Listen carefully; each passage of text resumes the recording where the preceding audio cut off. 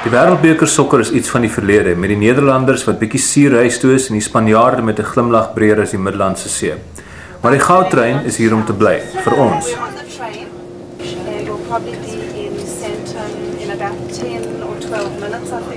Ek het van die nuwe treindiens gebruik gemaak toe ek die finaal gaan kyk het en was baie beïndruk. Dit kos R100 om van die lughawe na Sandton-stasie te ry, wat nou baie klink, maar nie as jy dit vergelyk met die omtrent R240 wat dit jou met 'n motortaxi sou gekos het nie.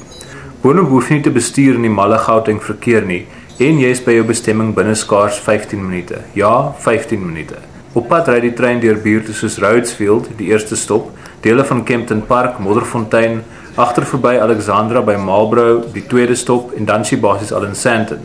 As jy by Sandton uitklim, wag gerus vir die huisbak, want is andersins 'n lang roltrap rit grondvlak toe. Nou moet hulle dit nog net klaar bou Pretoria toe.